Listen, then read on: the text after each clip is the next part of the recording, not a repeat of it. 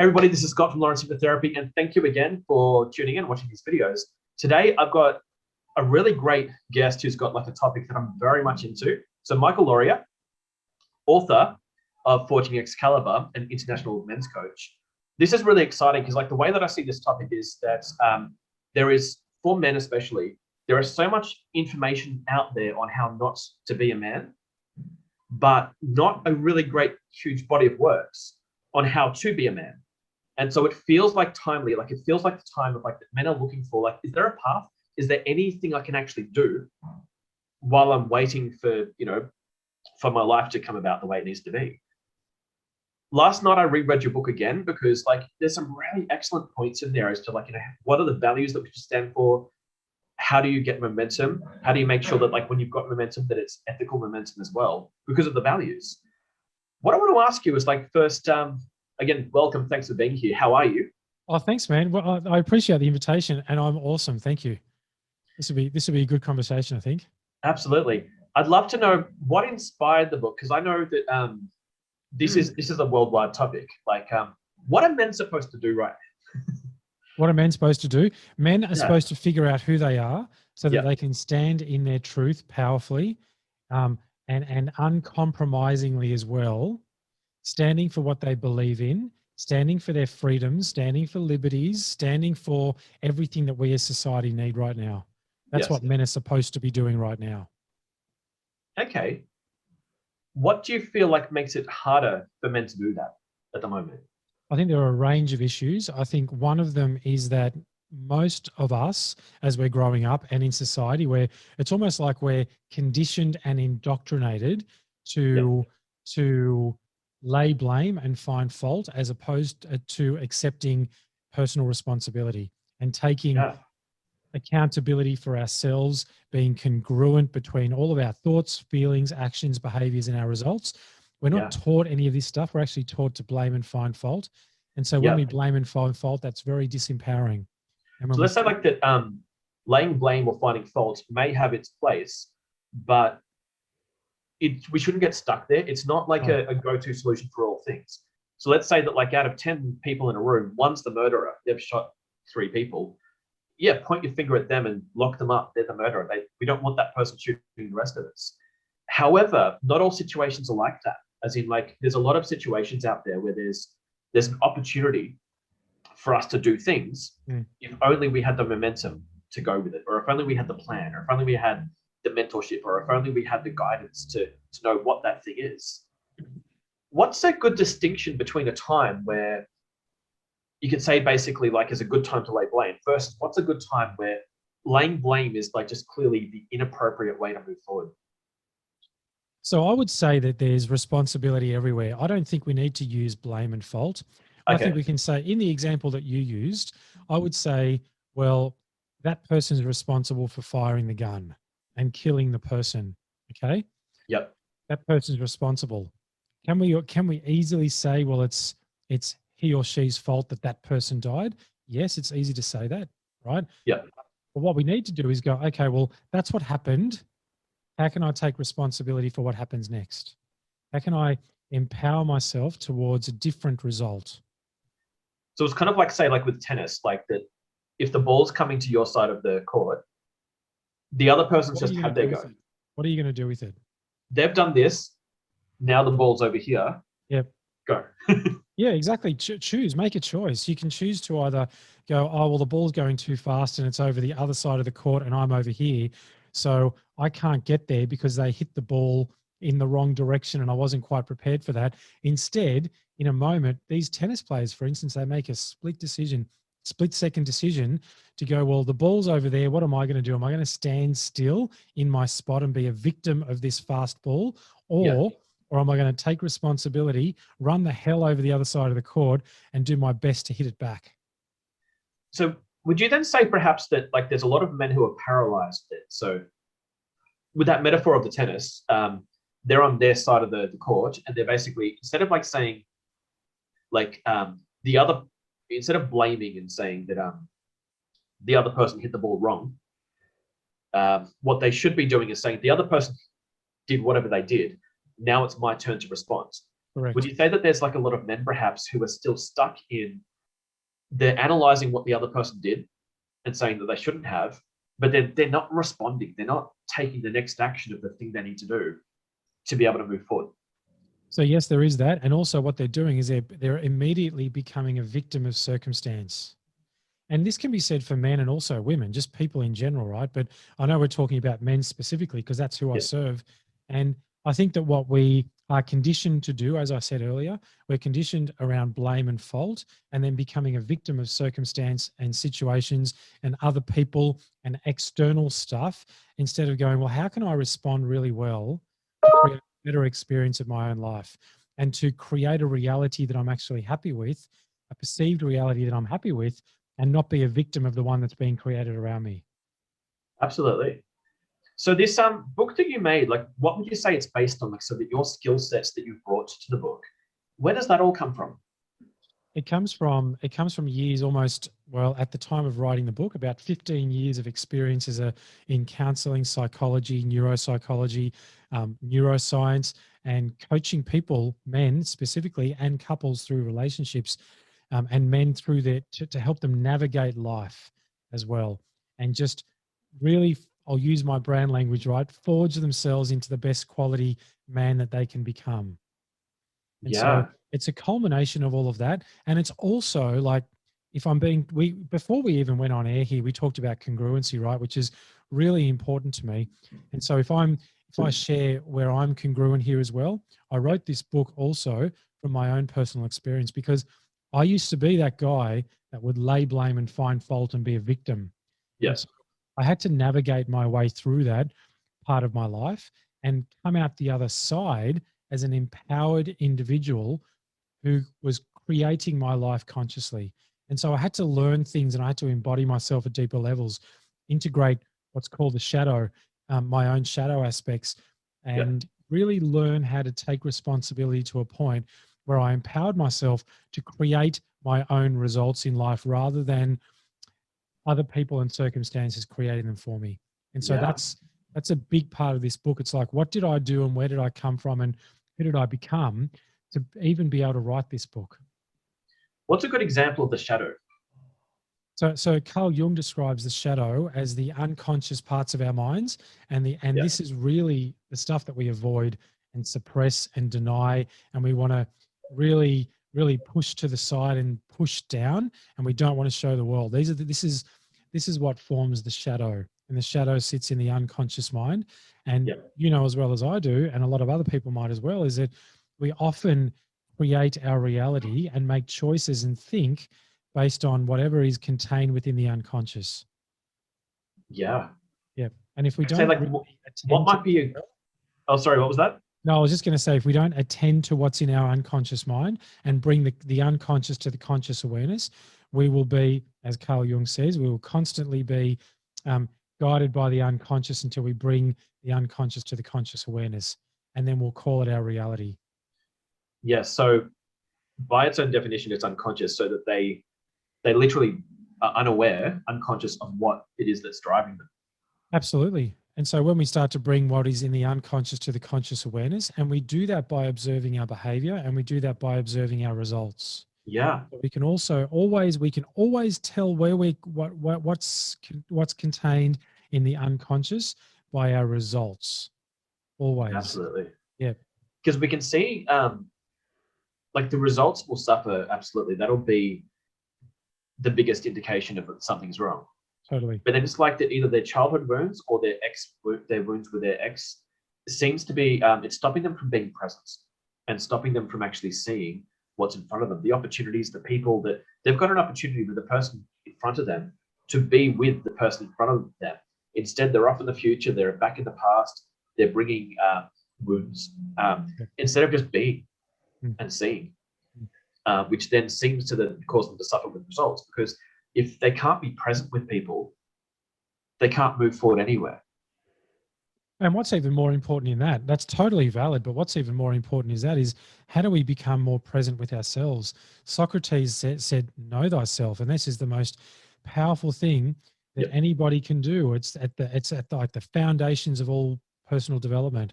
It is like, know thyself, figure out who the hell you are. And when you figure out who the hell you are, then you can start to create your life consciously, and you can start to be more responsible about being honest about your weaknesses and then working towards strengthening your weaknesses. Because we all know what our strengths are. We all know how wonderful we are in certain areas of life. And we're always very quick to tell others how strong we are in certain areas, but we are always more concerned about avoiding our weaknesses. And this is where people go wrong. They don't address their weaknesses and seek to strengthen them. And we only Yes. do that by learning about ourselves, observing our So, results and our patterns, behavior. so they're not like a well-rounded person. They're kind of like roundedness. There's some parts missing, which then, as you said, like it shows up in their results. Yeah, imagine, I often use the word fragmented. So if we think about fragmented as opposed to integrated, so Yeah. fragmented creates chaos, right?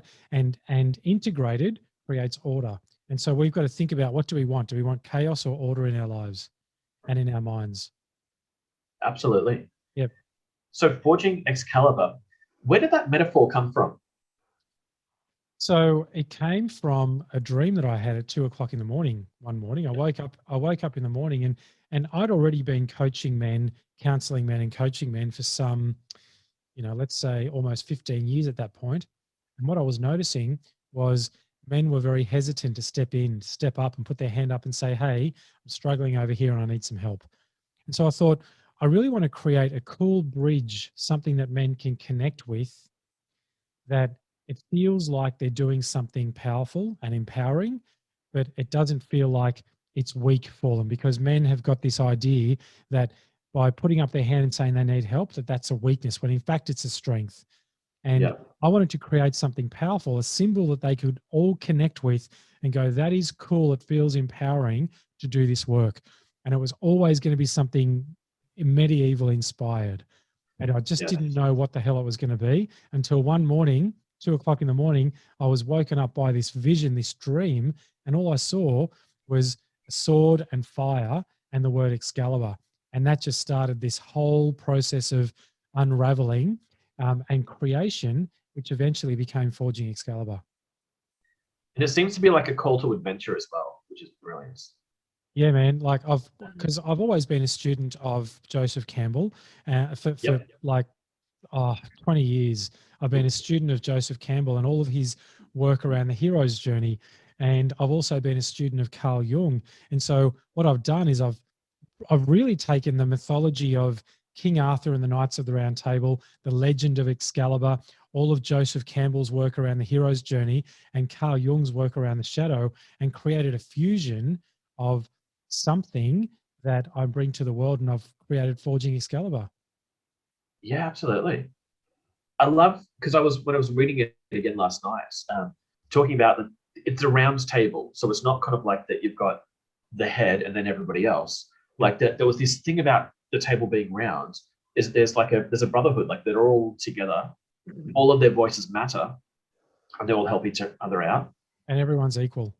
Yeah, and the whole idea of Camelot was meant to be that we go ahead and be like these really like fantastic knights, like that we get to go out and be cool and armored and sort of get to be fantastic, but it's all grounded on these values of like that. Basically, it's like in medicine, like the do no harm. Yep.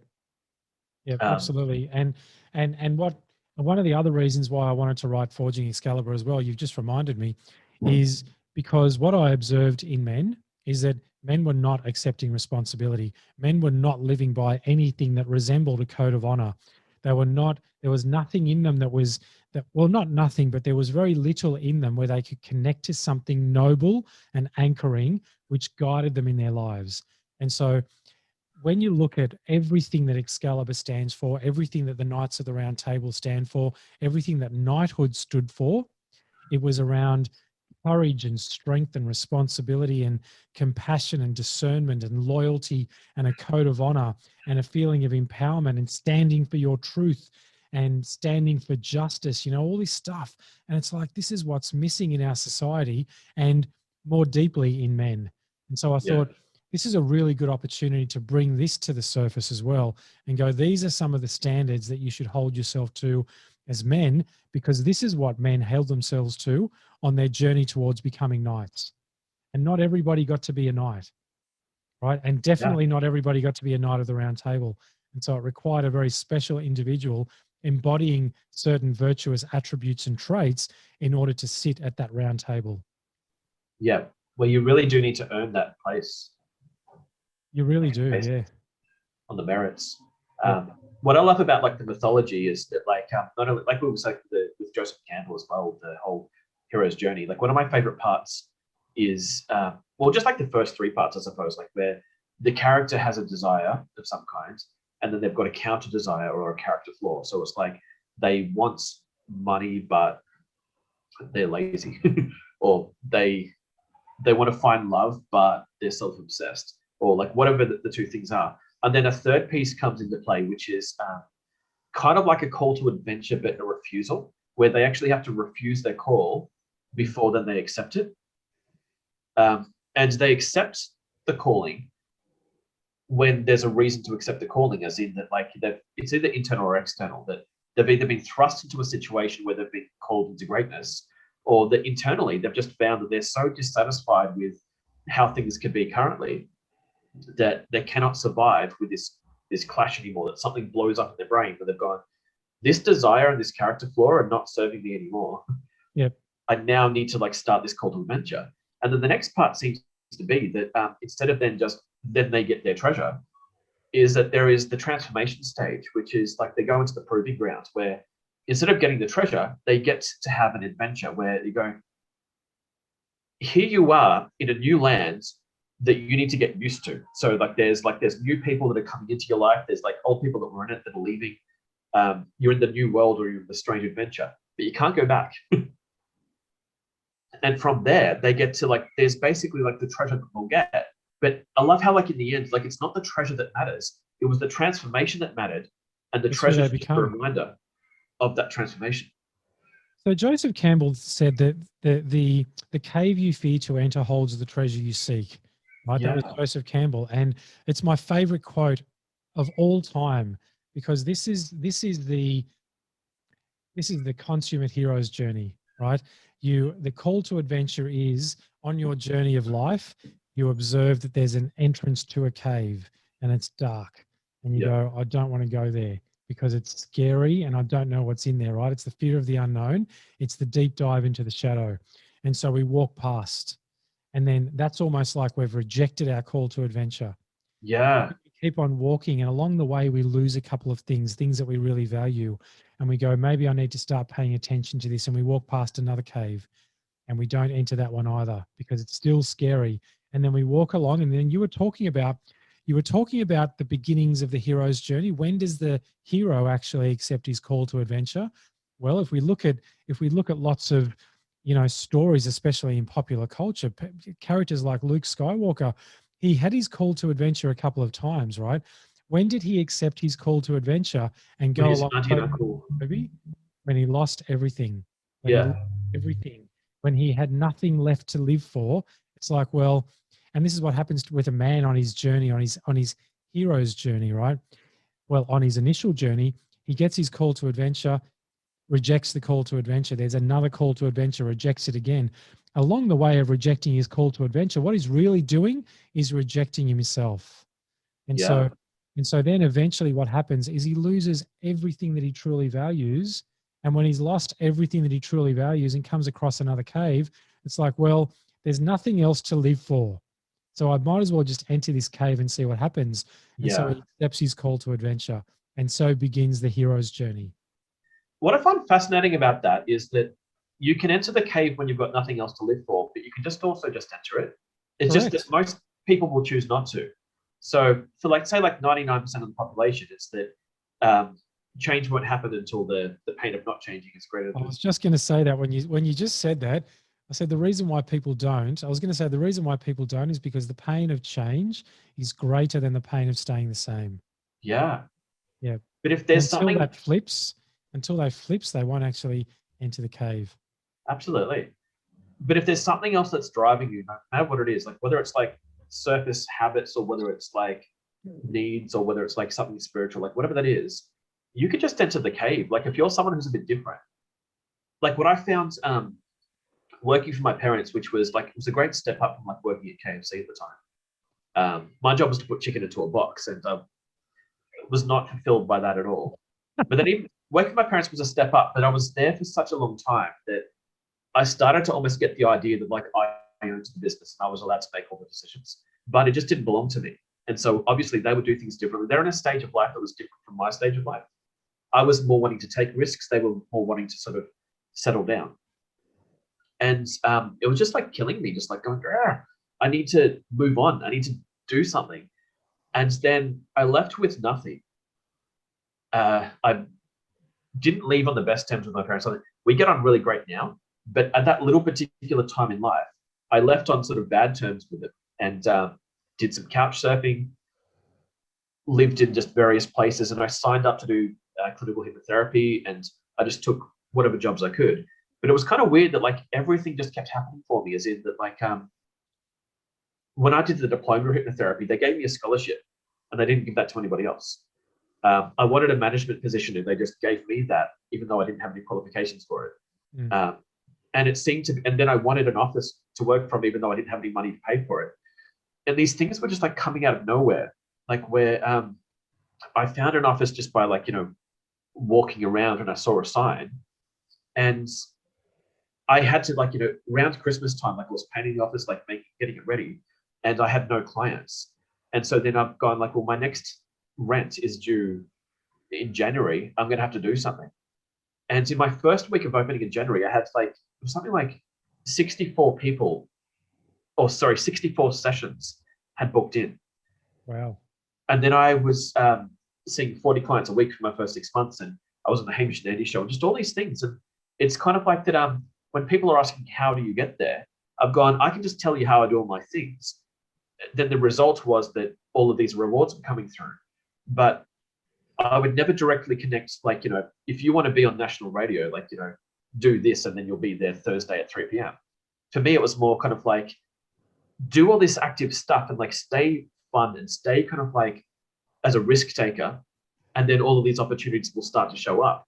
And then from there, you then get to select the opportunities that you want to take. So the idea of like entering that cave, like there is more oxygen in that cave than outside of it. Well, it's the exploration of the cave, and the integration of that process of exploration that creates the air, it creates the oxygen, it creates the vacuum for then to be filled by something else. And so I might say, which is something that really is a theme throughout my whole book and all of my work, I might say that what drove you was a sense of purpose. And that purpose created meaning in your life because you were being of service and contributing to others in a positive way. And so that continued to motivate and drive you to do the daily tasks and the actions and behave in a certain way and think in a certain way that then created the results that you got. Yeah. It was like never money and success. Like it was always, because you don't seem to like, the second you do the action, you don't get paid. The money comes later. So it's like the feeling needed to come like fairly instantly. When I did the step, I got the reward, and the reward was the fun, or the reward was the exploration. Yeah. And the sense of purpose and meaning in what you do. Yeah. Yeah. Because what we find, and I'm the same as you, I'm not motivated by significance or money at all. I couldn't care less. I only want money so that I can eat and have a roof over my head and support my family, right?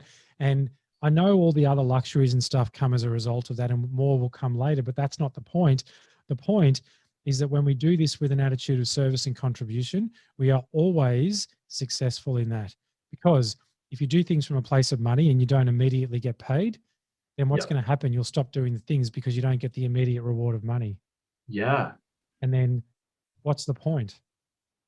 So let's say like if you're a man out there who's stuck with health or their relationships or their money or all those things, like all this, stuck with getting the rewards back. Yep. What would your advice be to those guys, those men out there who what they need to focus on might not be the thing that they've thought that they need to focus on?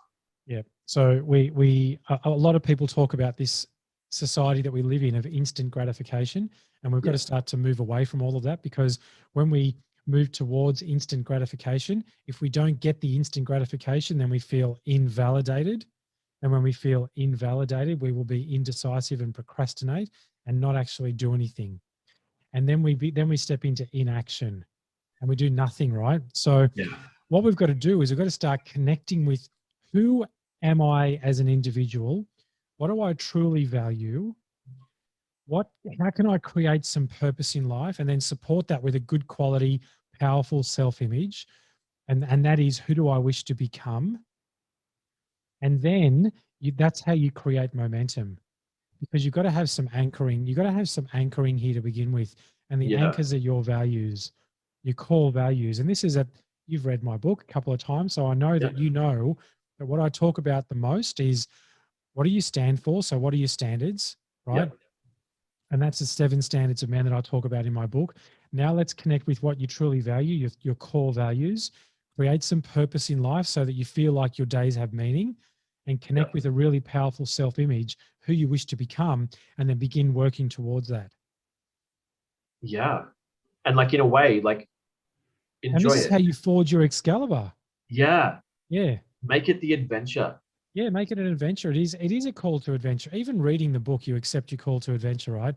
And then when you do the tasks in the book, you begin the process of your hero's journey. You start taking steps along the path of the hero's journey. And then eventually, if you keep on going, you get to be successful in your quest for the Holy Grail, because the Holy Grail is the man that you have the potential to become. Absolutely. Because that's, I think, what's misunderstood sometimes is that the Holy Grail must be the money, but it's actually, the money is like the little sort of tacked on bit at the end. Yeah, I would agree with that. The Holy Grail is who you become. It's the ultimate version of yourself. It's almost like the full expression of who you are and who you have the potential to become. And we all have this potential for limitlessness, because we all hear this, right? You can do anything you want as long as you put your mind to it. You can hold in your hand what you imagine in your mind. There's all these wonderful cliche sayings, but what that really means is that anything that you want to create, you can. Yeah. Anything. 100%. And if I can come back from the brink of suicide, of literally sitting on the edge of my bed with half bottle of wine in one hand and a concoction of antidepressants, sleeping tablets, and anti-anxiety medication in the other, to where I am now, and continue on to who I will become in the future, then anybody can. Yeah. 100%. That is incredible. If people want to get your book, how can they get it? Besides, click. So it's available on Amazon, but it's also available on my website, forgingexcalibur.com. I've also got the Forging Excalibur app, which is available on Google Play and Apple Store as well. I'm all over social media. Just look me up, Michael Loria or Forging Excalibur. It's all over the place. Perfect. And so under this video, there'll be a link or a button if you guys want to get it. I highly recommend. So I've read the book twice, because like I'm a fan of like how, just because like with the brain, it's like the way it works is that like it's an energy miser, like it's trying to save energy, and so that we can't do things like with the frontal lobe, we can't do stuff consciously all the time. We need this bit to do like a lot of the heavy lifting. Without storage, without metaphor, there's no path forward. This book, it taps into how the brain naturally works to move you forward. I've never heard it put that way, but that's incredibly accurate. Yeah. Yeah. Perfect. If people want to work with you, how can they work with you? They can just contact me directly. You can email me, michael@forgingexcalibur.com.au, if you would like to inquire about working with me, or send me a message on any of the social media channels. Perfect. All right, guys, like grab the book, go through it. And especially, so if you're stuck, if you're like, as we were saying, like right at the beginning, there's like so many messages out there about like what not to do. But there's not that many messages, like especially not as worded as a beautiful, narrative as what this is, as Forging Excalibur. Grab the book, go through it, because it's really going to help.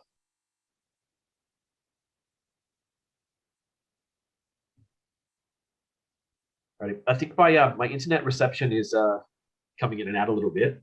But Yeah. thank you so much for the chat. All good, man. I really appreciate it. I love talking about what I do. I love it. And thanks for Yeah. asking good quality questions. Oh, it's always fun, like, you know, like ask somebody the stuff that you actually want to know versus just sell us your stuff. It's like, no, I've got these questions that I'd like to actually talk about. Yeah, cool. Cool, man. Perfect. Thank you. I appreciate it. No worries, guys. Click the link. I'll stop the recording there.